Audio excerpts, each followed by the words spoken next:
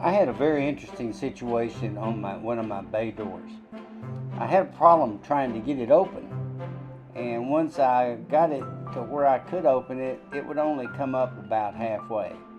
After investigating, I noticed that one of the struts was bent inside the bay door. I have no idea how that happened other than the strut shaft froze up and it just jammed when I closed it the last time. But anyway, I was able to call the factory and found out about it. I didn't know whether it was under warranty or not, and of course it's not. I did have an extra shaft or strut, and I was able to put it in, and once I installed it, I was able to go and spray all of them with silicone, all the shafts with silicone spray.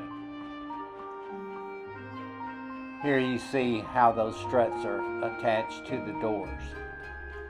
But anyway, I thought I would give you the link that the guy at the manufacturer place gave me in order to order them. So there it is, should you need to order one.